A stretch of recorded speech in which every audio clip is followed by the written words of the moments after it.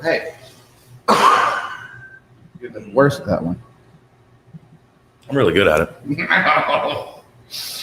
So, Echo, Bravo. Guys, we have some difficulties. No. But What's we're going here. on? Yeah, no. We're gonna go ahead and drop the intro, guys. Yeah, Garrett's not with us today. Yeah, Garrett, where you at? It's all Garrett's fault. Like, the production side of it is without Garrett, it's been rough. No, we're actually doing really well. So, I got the yellow ribbon. So, it's okay. How many times did you sit back just relaxing? Understand movements coming in, yeah, we got the packs in. I don't really wanna see no more traffic. Last pack just came in, let's get it out quick. I had a hard Wanna be okay, wanna be alright. What's a number Wanna see the world. All right, guys, welcome to Kathy and Susie's Kids. I'm Jordan, and I'm Matthew and today we're here, part 2. with Brandon Atwell, with Murky Waters. What's up, buddy? Hey, glad to be here. Glad to be here as well. Glad y'all came and saw me in debate. Dude, what do you think about this place, Jordan? I'm in love. This is different. This is definitely different. I know you've heard me say it over and over, but I tell everyone now, like every time I come over that bridge, I'm just like, I want to live here. The golf cart community, the restaurants, of course, the new restaurants coming, but that small town vibe right next to the big city, I love it. I love it. But the water, of course. I love it too. I moved back here, or I moved over here in November, bought a house, and like, why did I not move here a lot sooner? Like, I love it. So, where's your house at? About 3 blocks up from here. So I got my little golf cart, scoot on down, come downtown, come to work, play a little bit. No, you got another bar over here, right? My girlfriend Kelsey Moran, she bought right before COVID, when everything shut down back in March, the Ugly Pirate. Yeah. So it's the cool little dive bar at Bay St. Louis. If you're a regular, if you live down here, you will end up at the Ugly Pirate at some point. I've been there. You guys got pizza. I mean, whenever we were there, those people coming in left and right. Just to It's get cool. pizza. It's like an 8 per. I mean, probably, comfortably you can feel like 8 people, 10 people in there. I've seen almost 20, 25, 30 Now, pack in is there. this like a day drinking crowd?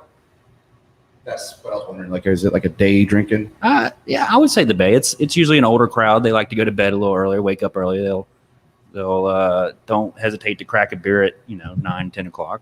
It was certainly booming when we would just roll through here. Yeah, it's been so long since I've been here, and to see like the traffic. I mean, my brother was like Bay High of '96, so like I used to go. We lived in Latimer. My mom would bring him on the weekends, back and forth. They were divorced, but I used to come here, and they wasn't like this. We would come here, coming out of college, whatever. Gulfport is at the time, Gulfport actually had a nightlife. You go downtown and hang out in Gulfport, but if you were in Gulfport, we would drive to Bay St. Louis. This is the hangout for everybody from Gulfport, Long Beach, Pastures Chan. But not me. So this was way too far for us to come. I mean, you can't drive them drunk this far.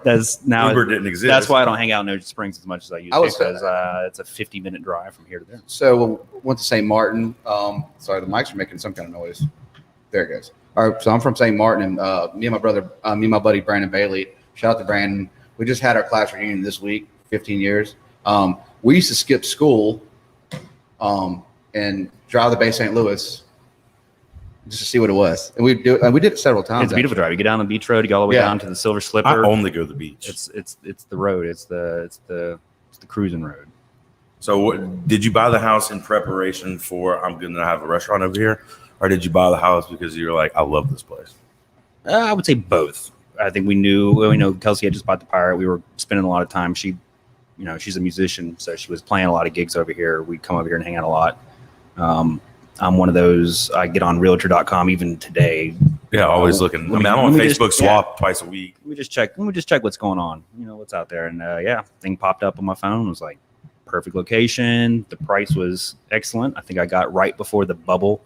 I think I could sell my house for like double right now. Yeah, same. Less, and after buying it less than a year, not double, but no, it's definitely the housing market in Bay St. Louis is crazy. Or even just right here in the downtown, there's a house for sale at the street. I think it's going for like $360 a square feet.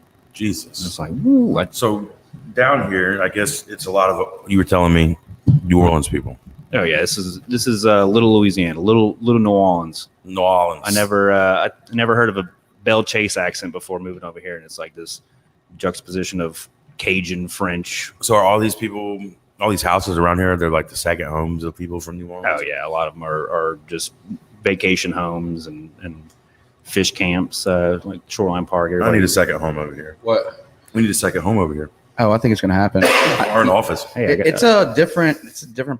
What I love about it right now is this different part of the coast. Like it's coast, but it's a whole different part. And I think another thing I was going to say is I don't remember what it's called. I don't want to say something wrong, but I did come here a few times when they had like the second Saturday. Dude, it was crazy. It was like off a movie, like Hallmark, and they would like bring out pop-up tents and live music. Down here you get a great mix of retail, bars and restaurants. There's it's not just Good. restaurants or it's a great mix of business that's down here. So you can come down here and if you want to shop, you can shop. If you want to drink, you can drink. If you want to eat, you can eat.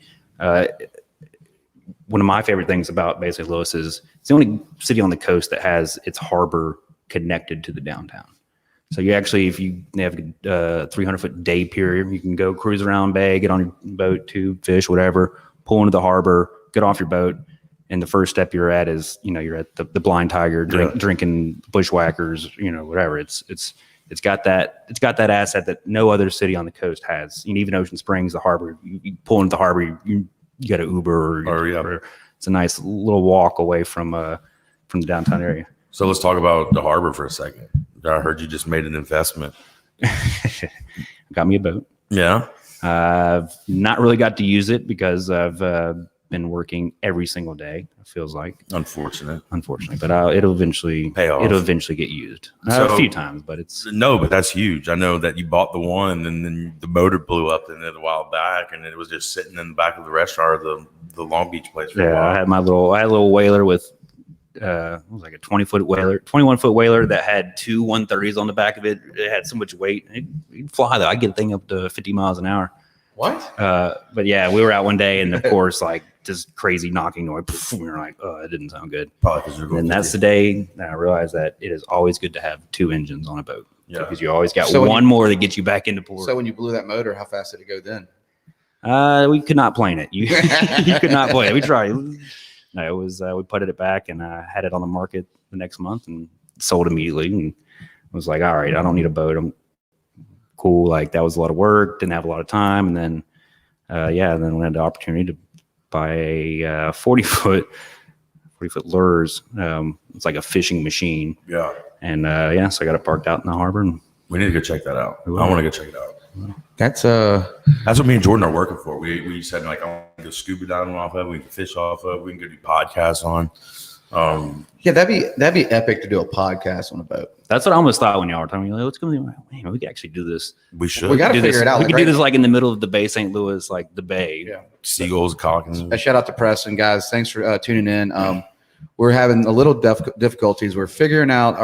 We're live at the BSL Bay St. Louis Murky Waters. It's getting close to open. We don't have a date yet or anything, but it's about 90% of the way. We're starting to look like a restaurant, and we can't really show y'all like a lot of the inside because they want to keep it secret.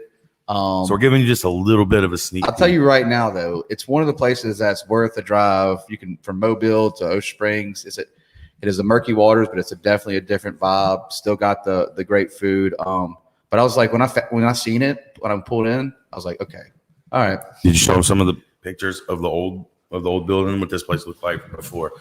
So when you guys do come here, you're going to see a completely different remodel. Kind of looks a little similar to the other style of the restaurants. It's similar, but each one of. Gee, I'm just first time seeing these. Oh yeah, there was wall. I mean, there probably where we're sitting right now. There was 3 rooms. We came in here and we basically gutted everything down to the floors and the walls. I mean, we ripped out all the plumbing, all the electrical. Since then, we probably put in over a half a mile of electrical cable, all new sewer lines, all new plumbing lines, grease trap. This is a brand new old building. That's awesome. This building was built in the 1950s. So can we just, for some people that are listening now, like if they haven't watched the part 1, could we give like a little summary of of how Murky Waters came to, a little of the background. Oh, yeah.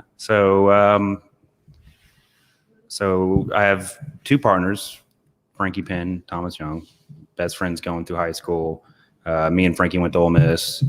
I had been in the restaurant business since I was 14 years old. My parents have a restaurant in Long Beach called Bulls. My stepdad had a restaurant before the hurricane called Barnaby's. My uncle had Bernie's that was in Biloxi. It's in his blood. That's where that's when I was 18 or 17, 18, I worked or 16.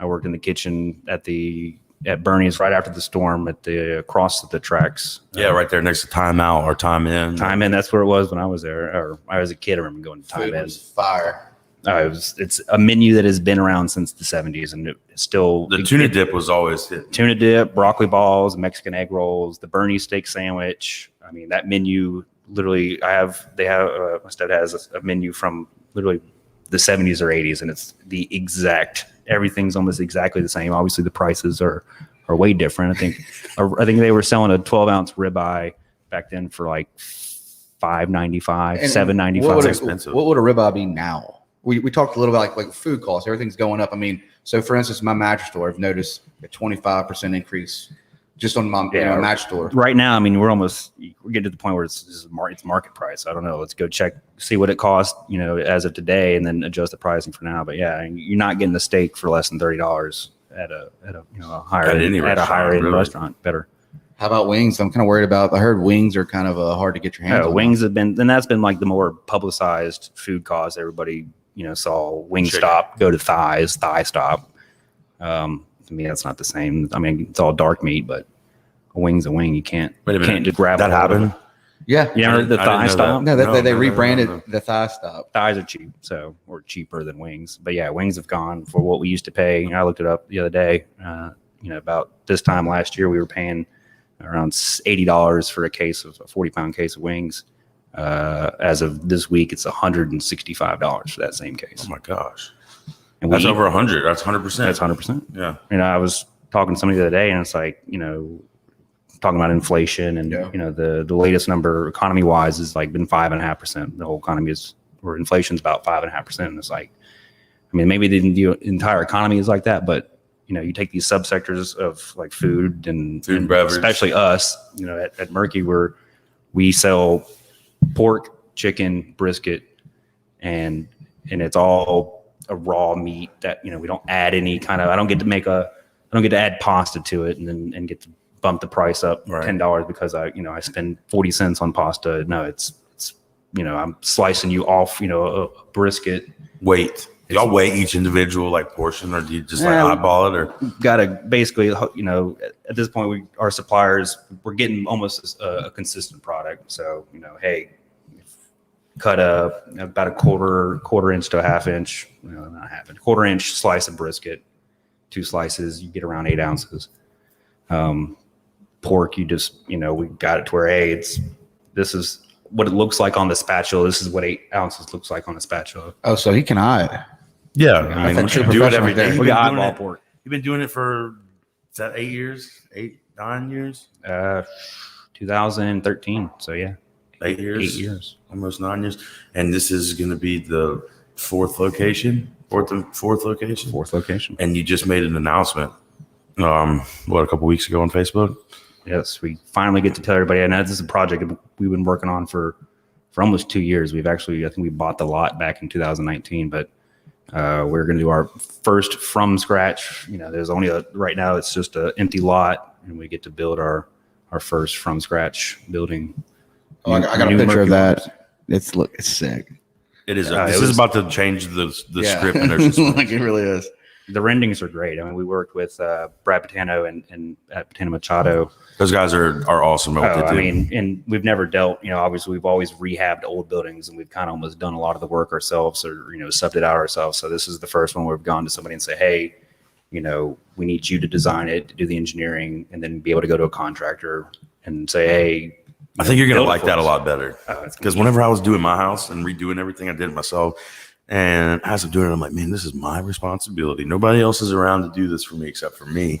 And halfway through it, I'm like, screw this. I'm paying somebody next time. Next time I want to make that move. Or you get impatient and you do shoddy work, or it's not as good as if, a licensed professional did it or whatever. But yeah, so Cam and Kane Roberts with C. Roberts.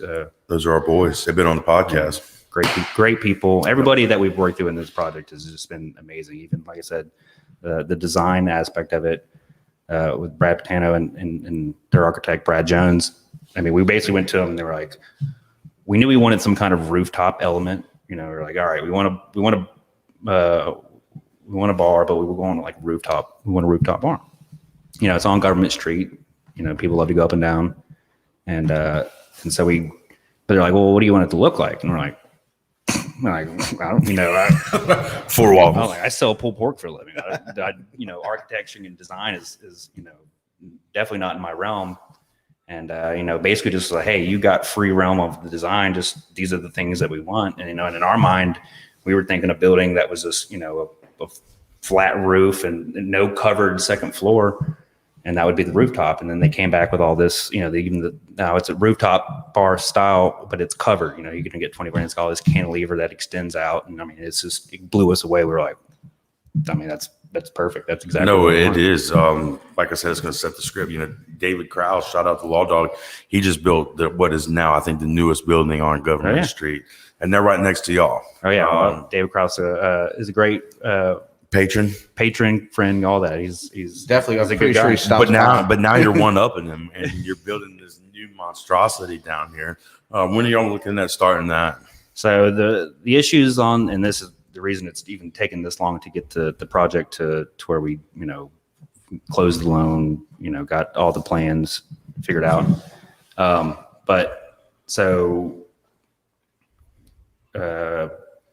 The thing that's holding up at this point is supplies, labor, or not lumber, and it's steel. Specifically in this project is steel. So they, Cam called me. He was like, "Hey, this is before we had even closed on." He's like, "I need to order this steel because everything's on 6 month to a year lead time on everything." And so, all right, I was fairly certain that everything was going to get closed on. So go ahead and order it. And I think he told me that he ordered it. I mean, this is probably, July now? This is back in June, ordered the steel, and it still was not going to come in until early 2022. What? So we're like, where's it coming from?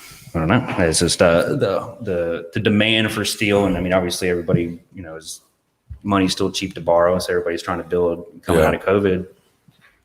So he's like, the steel's still not going to come in. So he's like, well, let's hold off on breaking ground. We're hopefully going to break ground late August. He's like, I can do the foundation work right now. I can do all the work, and we can get the slab looking good. But then it's just going to sit there because we don't have steel to do the next phase. I feel like we need a big sign on the lot. Future home. Well, I think we're going to get one. Yeah, future home. Do a big sign, or take the food truck, drop it there, throw some rocks, get a tarp. We really thought about that. Drop the food truck. Right? I mean, but no, he was like, yeah, we can get all the, we get the slab, but then you're just going to have the slab sit there. And I'm thinking in my mind, well, yeah, we'll build this slab and it'll sit there for 3 months, and then everybody's going to think that we ran out of money and the project's not going to get done. No. So this way, we break ground in late August, and hopefully it's just a continuous, smooth process, construction process. Yeah. I mean, you guys certainly know what you're doing. I mean, this place right here looks great. But I'm excited to see what that is. Like you said, start to finish. Yeah. From scratch. And like I said, for us, we do a lot of the work, on these rehab or these renovations. That's gonna be very nice to be like, hey, to have a free time when it's done. Drop us the keys. We'll put the equipment in it. You might get hooked. You might get hooked. So that's kind of me and Jordan. We started this thing, and I kind of made the reference to you earlier. Last time we podcasted was the first time me and Jordan went live on location anywhere. Not live. Yeah, we definitely went live. This is live. This is live, yeah. But when we were on location there, I remember untangling all these cords and everything, and we were so not, I guess, smooth and experienced as we are now. And I feel like we're not even experienced. We still got a lot way to go. We got a long way to go. But I told him I remember that day I looked at it and I was like, man, it's only going to get easier from here. And the more you do something, the more repetitive at it, the better you get. So you guys are four locations. Not only that, though, too, is being consistent with it. Just continue even going back to your point, like I remember when me, Frankie, and Thomas, we had just started doing Gulfport, and we go back and look at it now, we're like, We were like 22 when we did the design and then the plan, or tried to build a restaurant at 22 and had never built a restaurant ever. And we look back on it now, we're like, yeah, we definitely would have done things different. We'd have designed it maybe a little bit better. But everything happens for a reason. Without that, you wouldn't have the mindset that you have now, or the appreciation. So worked out. So tell me this. All right, you and Frankie, Thomas, y'all are all friends. You graduate. Did you know you were going to start a restaurant, or how did that come about? I think at the time in college, we were like, yes, we're going to start a restaurant. We didn't know where, how. We'd all been in the business. They had worked. We all kind of worked for my parents in Long Beach through college, and at that point, we were done being just the workers. We were looking to be our own boss, or we were looking for at 22, whatever. Go out on a limb, open up a restaurant. Yeah, if you fail, you fail. At the very least, we file bankruptcy and we try again 7 years later. That's a good way to look at it. So, that's a great way. Why barbecue?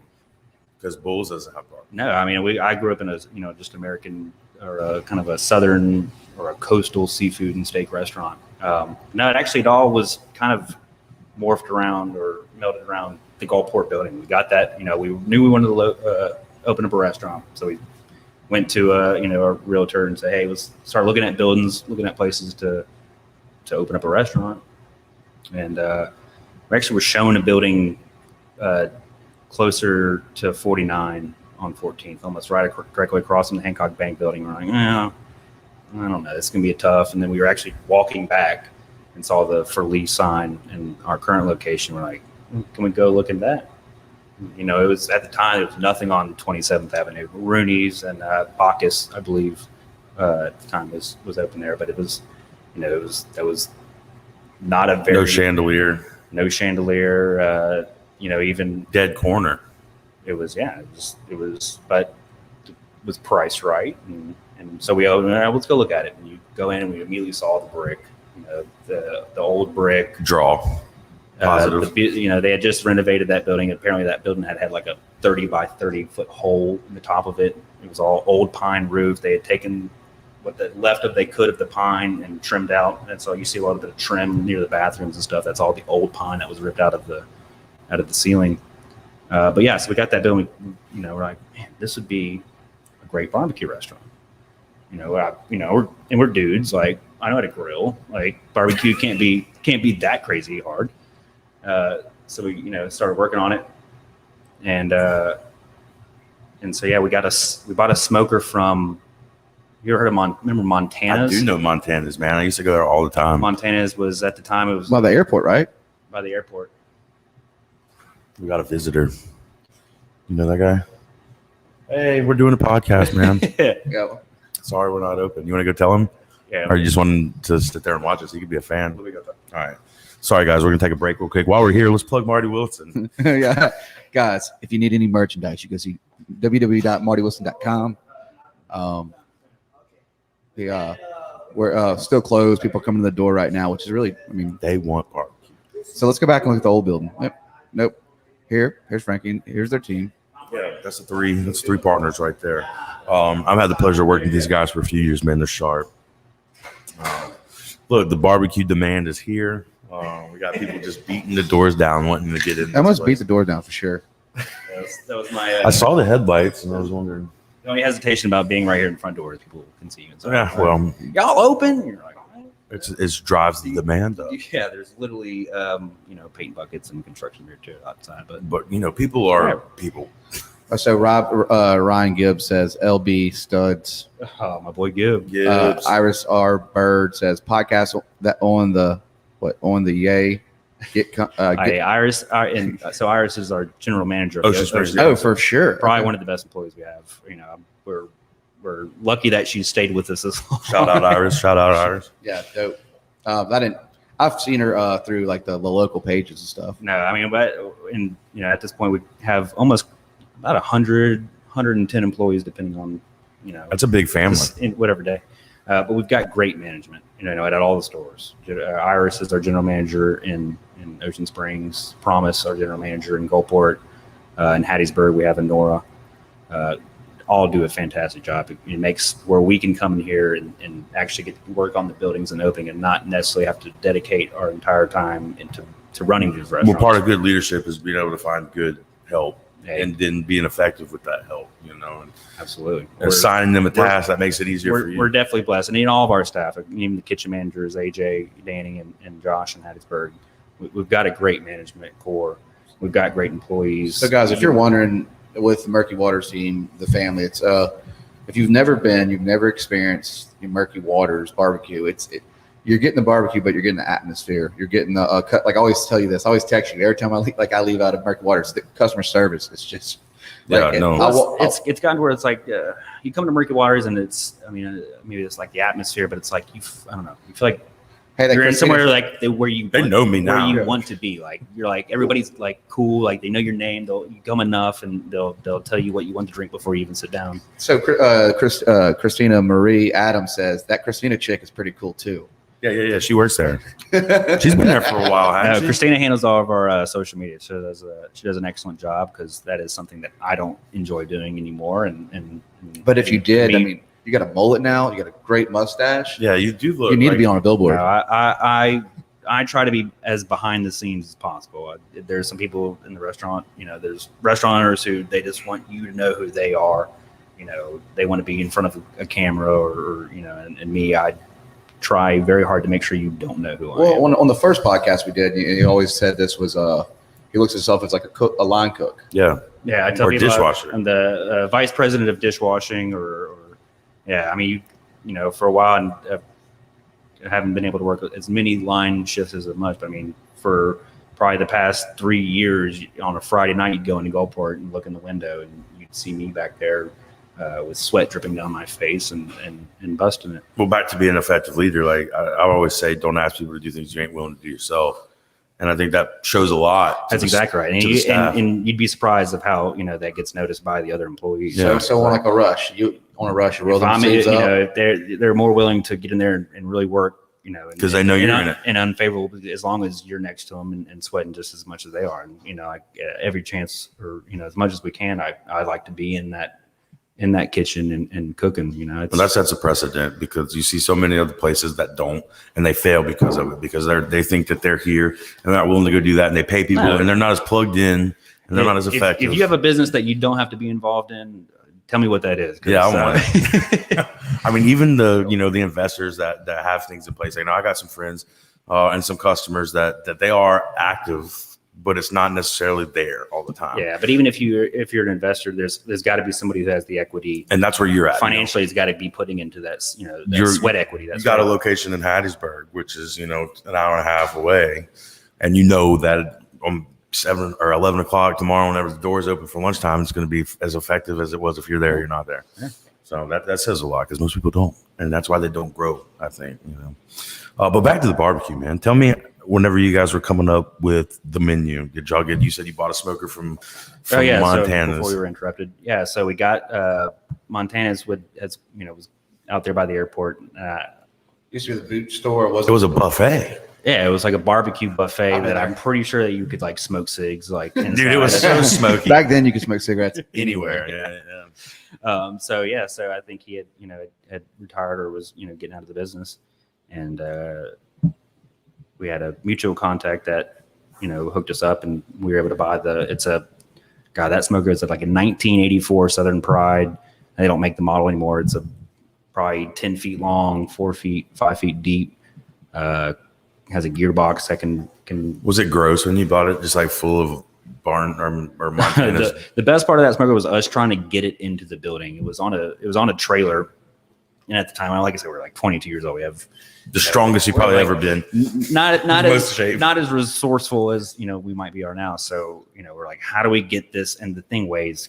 It's got to weigh like 3,000 or 4,000 pounds. It's not like you're not going to get like 8 guys and pick it up off. It's like a car. So we pulled it. This is before Fishbone Alley was developed, and we pulled it in the alleyway, and we got cinder blocks, 4 sets of 4 cinder blocks, and stacked them up high, and put 6x6s through the cinder block, and literally got a floor jack or like a car jack, and jacked it up off the trailer, put it on these 6x6s that were on these through these cinder blocks, and jacked it up, got it on there, and then just pulled out the trailer underneath, and then somehow we would I think we had two car jacks, and we would just kind of Teeter it back and teeter forth. down, take out a row of cinder blocks, put it down, go to the other side, take it down. Took like 6 hours. That sounds like all day. It was the most probably, looking back on it, we could have easily gone to like Sunbelt Rental, got a forklift, popped it off, put it on the casters, and it ended up taking like an hour. But like I said, you live and learn. It was an experience. we were, we've learned quite a bit over the last 8 And years. are you still using it? Oh yeah, it's still there. You got to. What's the life expectancy of a smoker? Those smokers, so we use 40 years old almost. you can change out the components and they'll last forever. I mean, it's a stainless steel case with gearbox, and each one of our smokers we've gone back and replaced the burners, the gearboxes, the racks, all the components. So How many hours a day would you think, or how many hours a week do you think your smokers are running? they run. I would say they don't run about 4 hours a It's day. easier to say how much they don't run. They than probably don't run 4 hours a day. I mean, at night we put on briskets and butts at 8:00. Somebody gets there at 8:00 in the morning, takes them off, puts on ribs, puts on wings, half chickens, breasts, and dark meat for our pulled chicken. So we got a fan right here. Kyle says, "Love the mullet, my dude." Chelsea says, "Stop." I guess you're talking about the jack. Like, so I'm thinking to myself, do you have any time lapse of that? No. I'm sorry, that must that's. I'm sure during if you'd come and try to talk to us while we were doing it, we were all just very flustered and just. What a dedication though, and you see that, but you got a good, like you said, they don't make the model anymore. I'm pretty sure to get something we just talked about your new building being moved in, steel price of all kinds of metals. I mean, the price now to build one of them would be outrageous. Oh yeah, I mean you can get them custom. I mean, like I said, the Southern Pride and the Old Hickory are our machines. They're well manufactured. I've got 2 new ones on order coming in for here. I'm going to use an older one. We have a smaller Southern Pride 250, but no, we have our commissary kitchen in Long Beach where we're doing. We're pumping out. So we have the deal with the shuckers where we supply all the pulled pork for our little stand in there. That's a big standard. And Don't say little. That's a big contract. On any given homestead, they'll come in and place an order for 300 or 400 pounds of pulled pork, which is roughly about more than what I weigh. It's double that in raw. You basically yield about 50% on a butt. So if you need 10 pounds of pulled pork, you have to order 20 pounds of raw butt. So yeah, I mean we're pumping out. You order a lot of butts, and the catering has really has definitely recovered since the COVID. We're doing some pretty large. I think we've got a couple of food truck events coming up. Red Sky Music Festival in Biloxi this weekend, and then we got some big catering orders. I think we're doing one for Ocean Springs High School, the band, who wants to feed 1,500 people. Come on. So yeah, we're the catering side. So we're that's pumping out.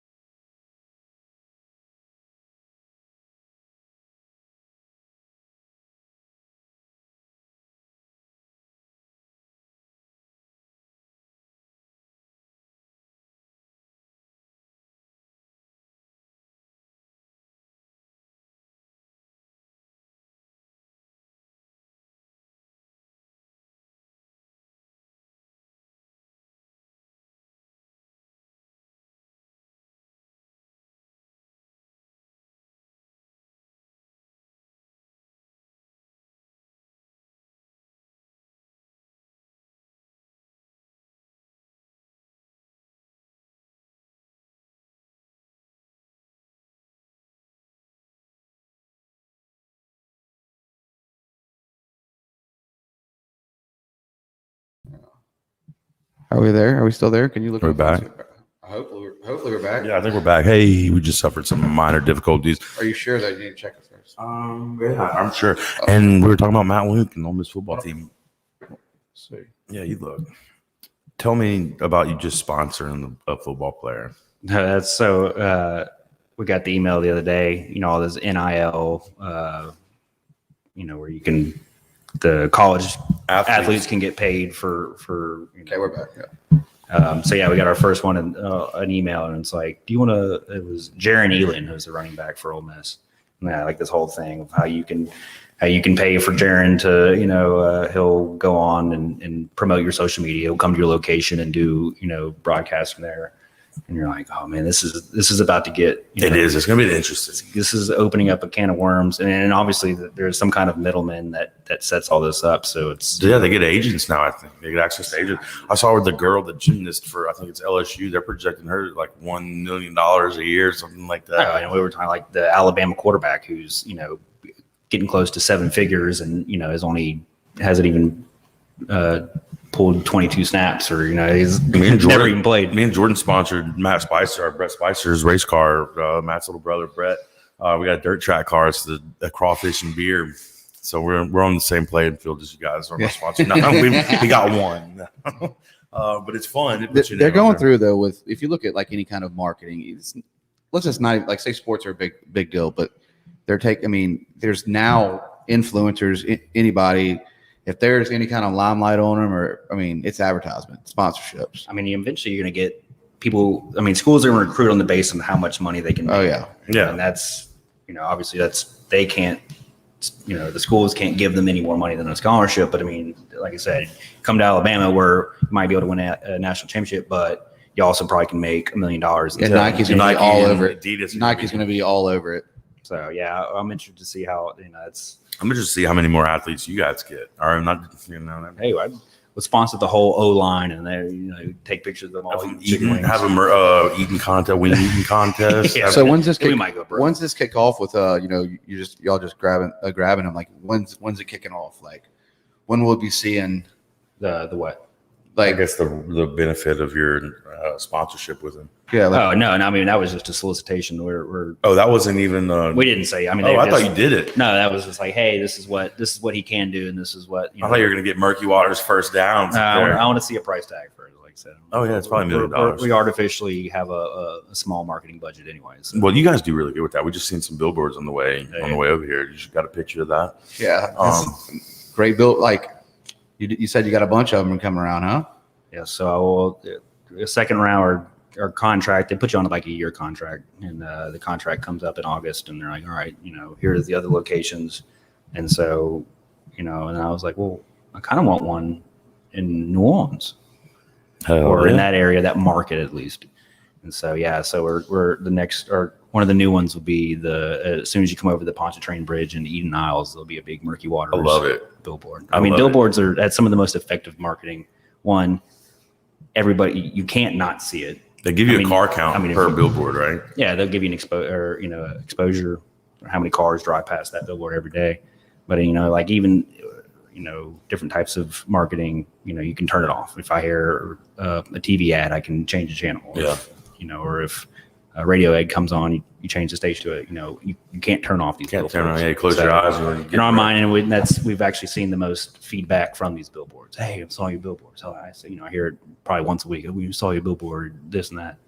Well, build your brand, which you guys, I mean, like you said, you don't market much. You don't have to. Your food does it for itself. You just want to, especially if nobody's ever been to a Murky Waters, you just want to capture their interest. And I think you said that on the last podcast, where like people come in all the time. Yeah. Do you grab a lot of tourists?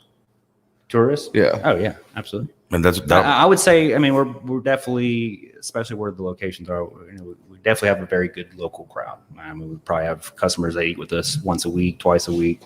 But yeah, I would say it's about 60-70% local, and then we do get like a 30%, hey, that's huge. There's restaurants. I saw your billboard. That's huge, dude. Oh, yeah. No, there's restaurants that get I guess out of state. It's great. And I mean, it helps the whole, and we're always, obviously the restaurant industry is hyper competitive, where everybody's competing against everybody, especially when you put one in the middle of a high functioning road, or like where we're at. But if I can bring somebody off the interstate down here, say Bay St. Louis, they're going to come down here, they're going to eat, and they're going to see the other bars and restaurants. And not only do they love Murky Waters, but they love Bay St. Louis. It's really, it helps everybody when one person can have an effective marketing tool that brings somebody into the area. And then, well, you've been over here a long time, or long enough to know that you said earlier most people are from New Orleans. oh yeah, Why not advertise that? Yeah, They're exactly. coming over here anyway. let them come. Little New Orleans. Can you get why don't you do? Can you get on the little buses? Them things are in New Orleans. The little buses, Oh, like little rail cars. trolley car? yeah. I guess you could. Oh, wait, that's like my Or favorite those, thing. I don't think the people that are riding in trolley cars are driving to go eat. I forgot what article, but I know in, I'd like to say in Oregon and these other cities, they're doing a lot of people are taking their businesses now and just letting you do a mural for advertisement. Yep. They're letting you, so you can go, oh, I like that. That's their building standing out. Go Krause's, Murky Waters. Well, it's like what, Austin or Nashville, and there's So, angel wings on every corner. Yeah. And For the would you think girls' you're ever gonna Instagram do pictures. angel wings? probably not angel wings. Maybe some good blues guitars. Or, Do you think you'll ever have we're real big in the Chuck E. Cheese days. Okay, so do you think you're ever gonna have a mascot that'll be coming out singing? Or That's actually probably a question you've never ever been No, asked. not at all. No, that's way out of my creative capacity. Well, if you need any creative it'd be capacity, great that have a mascot though. yeah, you got a dog. You make your dog canes, raising canes. I think Murky is it's the whole concept is built around simplicity. Everything Barbecue is and blues, It's easy. baby. It's nobody's pressuring you to do anything. Just come in, got good food, good drink, it's good people. Well, you It's said not, earlier, it's not flat. We're not flashy by any means. We're not, it's not a giant neon sign going, blinking, say, come into Murky, come to Murky. No, people half the time probably people stumble on us. The Gulfport building, the sign out front is like a 3x3 That's what I was about sign to that say. barely, when we first opened, people would call the restaurant because all you could see is beer neons and be like, hey, can I bring my kids in there? Because is that just are y'all just a bar and you're just just come inside. Come Try to inside, open the you'll door. realize, and then they walk in, oh, I didn't even know any of this was in here. I love that. That's why I was like, I love when, on expectations. when we get to open up here, there'll be, people walk in and just be, wow factor. amazed that, because they used to come to, there was a restaurant here before. Plus, you got live music. And we have live music. That's And gonna live entice. music's a big deal. I mean, food's a big deal, but I like going places, grabbing my meal, and listening to music. Live music is, it's, for us, it fits the concept. Blues and barbecue, those things go hand in hand. But yeah, people follow live music. People only, they'll come just to see the music, and then while they're there, they got barbecue and order some food. It's a Booze. great. They complement each other very well. Well, whenever you guys started over there in Gulfport, you said you were really the first ones, and more importantly, it was before Fishbone Alley. I like to think it was because of you guys that kind of drew that plan all together to get Fishbone Alley in place. I mean, you have that back patio area. You're right. He's right about that back up to it. Because that is that patio is legendary.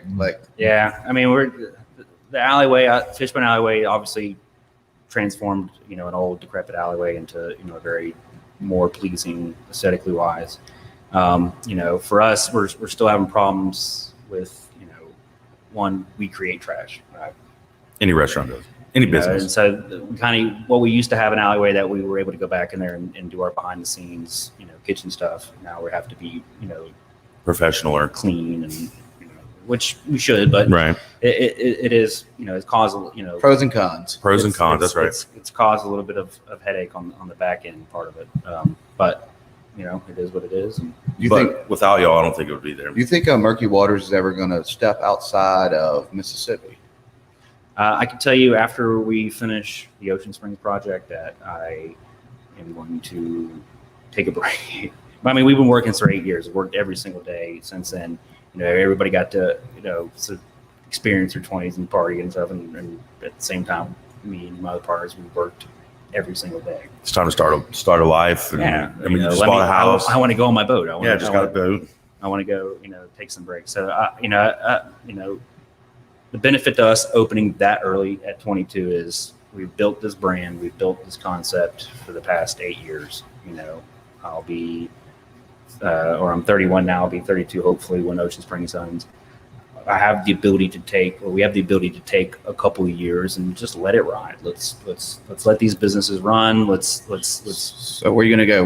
Where's your vacation spot? Where's that? You got a map? We're going.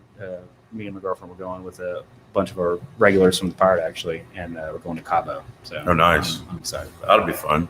But I know I like to travel international, but right now obviously it's a little difficult to travel anywhere. My dream or vacation I've kind of not pre-planned, but I've always wanted to go to Croatia. Yes. And the beaches in Croatia. You got Biloxi at the Slavic, and it's kind of like going to Croatia. No, nothing.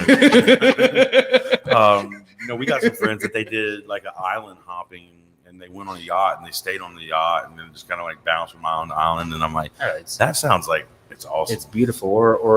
So I got to go to Australia a couple years ago. That was awesome. I would go back. I remember you telling me that. I want to do that. I want to dive at the Great Barrier. But and then the other thing, my grandfather actually immigrated from Sweden, and so I have a Swedish grandfather, and I've always wanted to go back and do Swedish House Mafia. Gonna go see him live over there. Yeah, eat some Swedish meatballs and do the whole stay in an ice hotel or something. That would be cool. You need to get you a map. The Northern Lights. You need to get you a map and just put it on the wall and just start. One of those scratch off maps from like everywhere you've ever been. Or the quarter map. I had one of them. I don't even know where it's at. I mean, honestly, if money was unlimited and the ability was unlimited, where would we put another location? I don't know. I don't think we've really put too much. I was just curious because of the way Murky, both the customer service and the way y'all handle y'all's business, very professional. Yeah, it's local, but it's also consistent with everything, the build outs, the experience, atmosphere. Like you said, each Murky Waters is built for that city pretty much. Yes. It fits the town. So I say you go with town. Like the Ocean Springs building. Like that's an Ocean Springs building. I would love to be in Oxford, but the Oxford real estate market's probably through the roof. Murky Waters in Uptown New Orleans would just take over the world. Yeah, I've been pitched a few buildings in New Orleans. Because they got some good breweries out there. But if we went to New Orleans, it would be like CBD or Uptown. But honestly, if this is probably just me talking, but if we went into the Louisiana market, I like the North Shore, like Mandeville, Covington. I do too. It's cheaper for one. The hustle and bustle isn't there, so it's not like you got to tap your walls. Yeah, and my understanding, like after Katrina and all that, a lot of that affluent population from New Orleans, spread out, moved to the North Shore. And we can't rule out the food truck because you came on our podcast and we talked, during the shutdown, how that food truck, kept y'all rolling. Oh yeah, that food truck kept y'all going. No, I was a heartbeat. So one of my good restaurant buddies is Shannon Arzola with Pop Brothers. Oh, I love it. Have you seen her? Hers is decked out, dude. LED lights. One of the best people you ever get to meet, talk to. So they had just gotten. I don't even know if they'd had their food truck at the time, but we started collaborating on, hey, let's go out together. You have popsicles. I don't sell really dessert. And really she did a lot of the legwork on getting, and it was mostly like neighborhoods, like I forget. Yeah, did Brandon Webb's neighborhood. I can't remember. Is it? Yeah, off Pops Ferry. Just subdivisions that had probably say 200 or 300 people that lived in an area. Super great. Like when I say great, like you mentioned her, she actually sits on our Carter's Champions board now for the Pink Restaurant. Oh, because she's a karaoke queen, huh? No. She actually just came every year, and you have been every year. And after we moved to Memorial Foundation, so all our money goes to the Memorial Foundation. She's seen that, and she was just like last year. She was like, "All right, I got to be on the board. Like y'all are giving back to Gulfport. I want to do it." No, and so we sit on a board together for the Restaurant Association too, and she's one of those people who like actually cares about doing enjoy things being for around. the community. She just got her first like real car. So her and her husband. Literally, they drove their work vehicles, the refrigerated truck around like it was. She'd come by the house during COVID, and she'd come by and see me. She'd bring me some popsicles, just stop by, and I did a little commercial for her. Just that's when y'all were rolling out, so I did a little commercial for and she didn't ask for anything. No, she's great, and her husband Octavio is equally as an great guy. You got to pick good people to be around. We love, we try to do as much things we can with Pop Brothers. But yeah, so that was, during the COVID, we would go out and we would hit neighborhoods, and really that provided us the income, that we needed to, not stay alive. So but we're still during COVID. We were kind of just talking about that a little bit. I mean, it looks like it's affected the restaurant industry probably the most out of any industry. I would have to say it seems to keep affecting us every month in some way or fashion. I mean, when it first happened, we closed down, or we had to shut our dining rooms, went to a to-go only model, which that at the end of it was just a more hassle than it was worth. We were probably doing an equal number of, we were doing the amount of money that we were doing before COVID in the dining room. We were doing that in to-go orders, and it got to where we were, you'd walk in, we'd have like 40 to-go orders at one point, and you'd come in there, just be tables full of boxes, and of course, there's always madhouse. Somebody pick up the wrong order and then get mad because that's not what they ordered. And they paid for a rack of ribs and got a pork sandwich. Yeah, I'd be mad. So, when you look at that situation, and shout out to Emily for letting me spend money, but during that, when y'all everybody's going to go orders to stay alive, we didn't eat at home. No, I see. Like we went to, I'd go to Mosaics. I guess y'all, I would try to separate, and then they give you a little stimulus check. I would take it, and I would go see Miss Connie. I would just and then be like, she's like, "Why are you tipping me this much?" And I'm like, "Yeah, for on the restaurants, especially like Gulfport, we're not built for to-goes. That is we have a dining room. We do a large amount of to-go orders even today." But we don't have a drive-through. It's not, the kitchen's not set up for really quick service, or it's just not even coming to come pick your order up. It's all street parking. You might have to park down the street to come get your to-go order. It wasn't conducive for our concept is not a to-go only concept. No, it's come in, have a good time. So once that ended, they let us open the dining room, and immediately packed. Slam. Everybody wanted to go out to eat. I think was it May we reopened? I think it lasted through May. I think we were closed. The dining room was closed till the 10th of May, 11th of May, and then when we opened up the dining room, I think we did more in May that year than we had done the previous month or previous May in the previous year. What? And had our dining room closed for 10 days. So that's nuts. So it was no demand.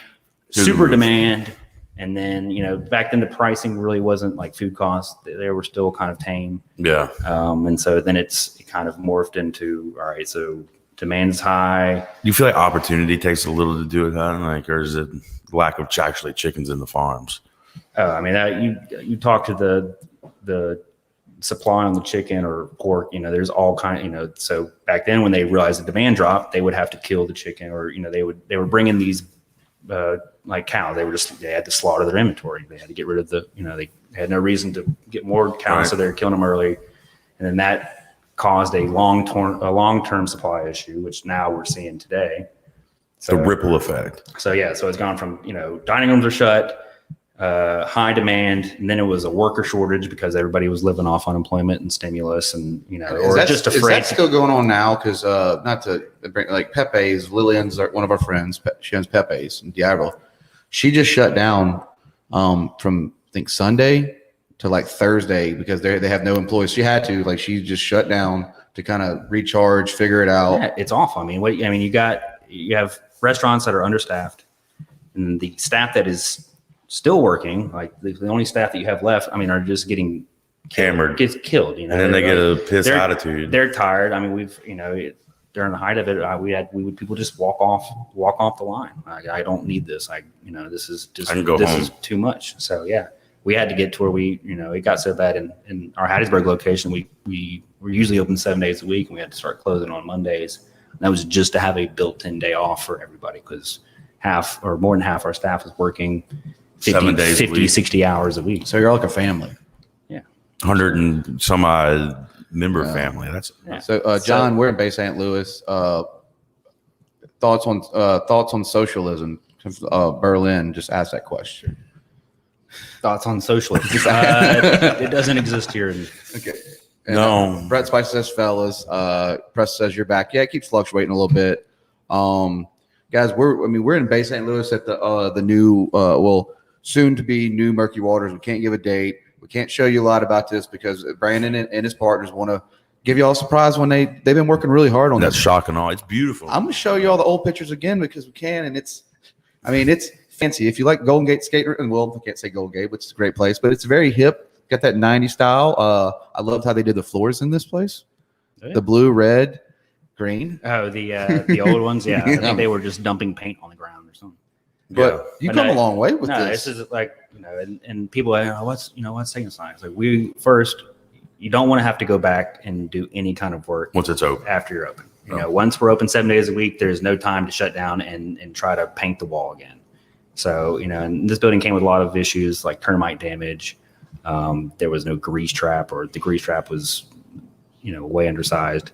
So we've stripped everything down to the floors and the walls. We put a whole new plumbing system, dropped a 500-gallon grease trap.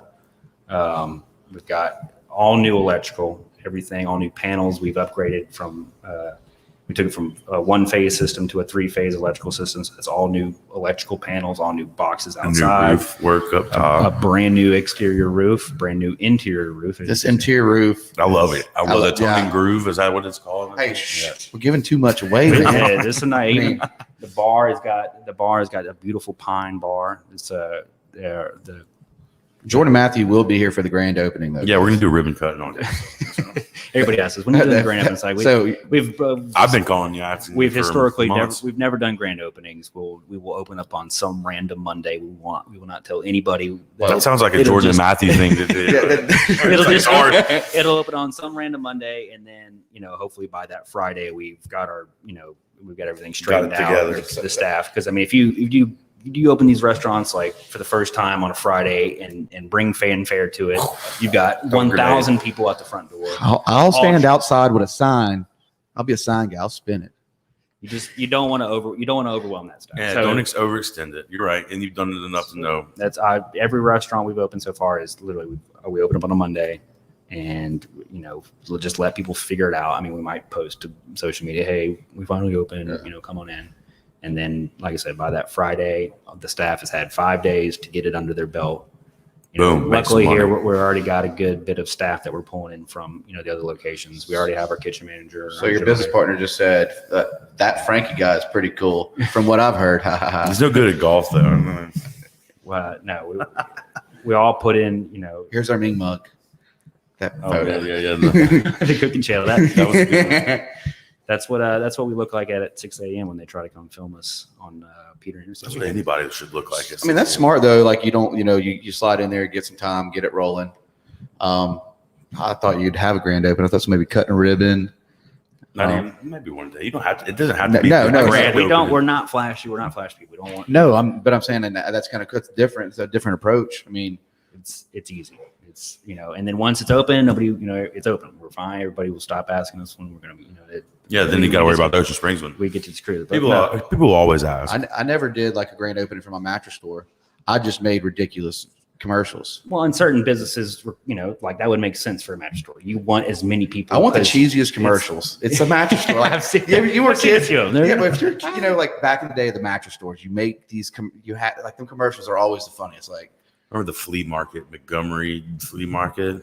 But yeah, like I said, certain businesses that it's smart to have a ribbon cutting and attract as many people as you can. You might not be in a location that people know about, but like here and the other stores, we're right in the middle of it. As soon as I put an open sign in that, as soon as you fire up a smoker, that's what I keep telling you. When you see the smoke coming in, that's where we're getting. I mean, there was 100 people just in front of this building as we were pulling in. They guy was trying to break in right here. He's ready to eat. That when we first opened Gulfport, like we fired the smoker, and like people would come in there like I was down in Jones Park and I could smell it. I just started like the bat following the scent. We had it where we'd get like fans and just blow it towards Hancock Bank and that's at fun. lunchtime. How about Chris? We did the turkeys. We did a turkey. The Murky Turkey. Yeah, Murky Turkey video at their location in Long Beach. It's like their hidden gem. It's where they create everything. The commissary. And that place smells amazing. It's the smokers, man. At one point we're like, I don't work near the smokers as much as I used to, but you get in that smoker, take the meat off, whatever, and then you'd be saturated with smoke. And then if anywhere you would go after that, like people would be like, like, man, you smell good. Barbecue. I remember like being in the bank one time to make a deposit, and I was standing in line, and this guy like behind me, he's like, hey man, do you smell that? And I'm like, and of course I'm like, it's probably like about to say something about me smelling like smoke. He's like, dude, something's on fire. He's like, do you think there's something on fire in here? And I'm like, no, man, I work at a barbecue restaurant. Yeah, it's probably just the smoke.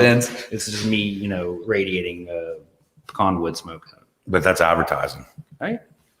All right, guys. Well, if you have any, we're about to wrap this up. We're right at an hour. Would you come on for part 3? Oh yeah, We're gonna do part 10. I love hanging out We with need y'all. to do part 3 on the boat, though. Yeah, we'll do part 3 on the boat. Dude, I think we need to go. I think it'd be different because we can. It might not be live, guys, but I feel like we need to go on the boat and just podcasts live from Horn Island.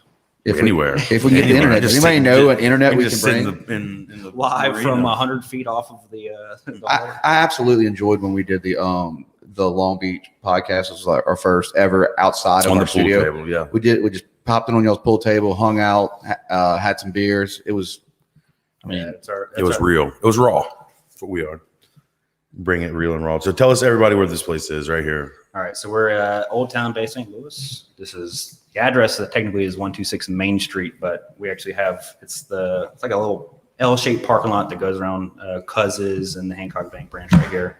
Literally can look out this window and I'm seeing triple tails and buoys. We're at the very north end of this parking lot that goes north to south to the beach boulevard. So we are beachfront without having to be on the beach. I think the flood zone. Remember Discount, the insurance. The flood zone is like 30 Parking feet. lot. So we've got a great. Fortunate. We are very good at fortunate location. We're very excited. So it's coming to you guys soon. Yeah. Stay tuned. All right, go follow Murky Waters on Murky Waters Gulfport, Murky Waters OS, Murky Waters, Hattiesburg. Tell me Murky all Waters, Go food follow trucks. the Murky Waters Bay St. Louis. Murky Waters Bay St. Louis. because that's the one that's going to tell you, right? You Well, said that's you'll post there. gonna be the one that tells you the day of. Of the open. We probably have not posted on it since we made it initially, and then one day it'll just say open. We're open, so that'll be your go. That'll be the day to go. All right, guys, and tomorrow we'll be having John Kensel on at Drinks, and probably drinking some bourbon. Yeah. So you guys tune in. Brandon, thanks for coming on, man. Hey, Thank you For so having much. us. Thanks for having us. All right, Yeah. guys, dropping the dinosaur video. See y'all later. You want to hunt dinosaurs in your dreams? Come down to Mattress by Appointment Goche. You stare at them, and they stare right back. And that's when the attack happens.